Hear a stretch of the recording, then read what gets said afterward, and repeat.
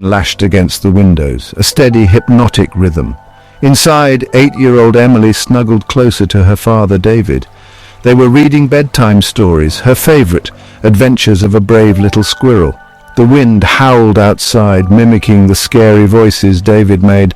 Emily giggled, her laughter momentarily eclipsing the storm's symphony. Mickey, their ginger tabby, dozed off at the foot of the bed, a furry, purring testament to the warmth and security within those four walls. He occasionally twitched an ear, attuned to the sounds of his little human's joy. The rhythmic patter of rain created a soothing soundscape. It was a night for warmth, for family, for feeling safe. David kissed Emily goodnight, promising more adventures tomorrow. As he switched off the lights, the shadows of the room seemed to grow longer, reaching out like the storm's tendrils. He shut the door gently, leaving Emily to the comforting darkness and the lullaby of the rain. Downstairs, he joined his wife, Sarah, in the living room. They shared a worried look. The storm was getting worse. The storm raged through the night, a furious beast clawing at their haven. Sarah and David lay awake, their sleep disturbed by the wind's insistent howls. Each creak of the house, every groan of the wind sent shivers down their spines. Mickey, usually a fixture at the foot of their bed, was uncharacteristically absent. "Where's Mickey?" Sarah whispered, her voice tinged with anxiety. David reassured her. "He's probably hiding out the storm. He'll be back." But doubt gnawed at his heart. The storm seemed to be intensifying, the rain now a relentless torrent battering their home. Morning arrived, grey and ominous. The storm had abated, but left behind a trail of destruction. Trees lay uprooted, their branches strewn across the waterlogged yard. The power was out, shrouding the house in an unsettling silence. Emily came down the stairs, her eyes searching. "Mummy, Daddy, have you seen Mickey?" she asked, her voice small.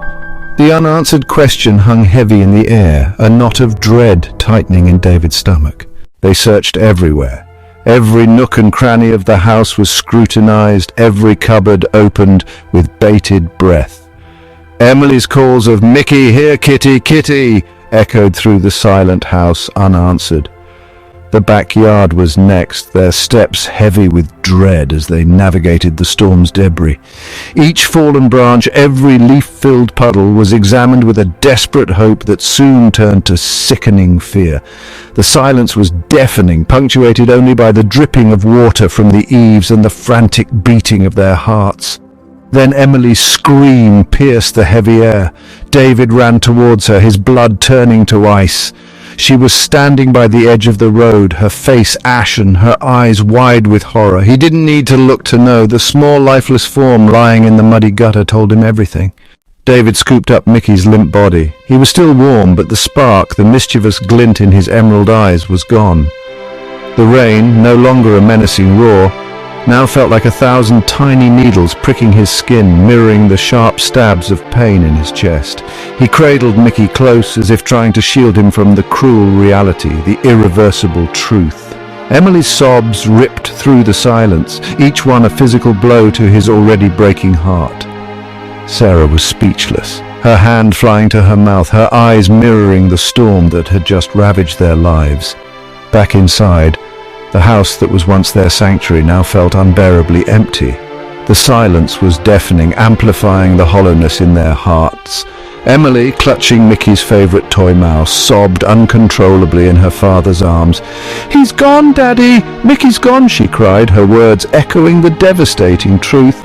David could only hold her tighter, his own tears mingling with hers. The rain continued to fall that day, a relentless, somber backdrop to their grief. The loss, so sudden, so unexpected, had left a gaping wound in their hearts. Mickey, their playful companion, their furry confidant, was gone. The quiet corners of the house, once filled with his soft purrs and playful antics, now stood as stark reminders of their loss. It was in the small, everyday things that his absence was felt most acutely. The way he used to rub against their legs, begging for attention, the gentle thud of his paws on the stairs, the warmth of his furry body curled up on their laps. As they prepared to bury their beloved pet in their backyard under his favorite apple tree, The rain finally stopped. A single ray of sunshine broke through the clouds, casting a warm glow on the grief-stricken faces below. It was as if even the heavens acknowledged their pain, offering a sliver of solace in their time of profound loss. Mickey might be gone, but the poor prints he left on their hearts would remain forever. They knew with a certainty that rivaled the depth of their grief that no other cat, no matter how loving or playful, could ever replace the one they had loved and lost.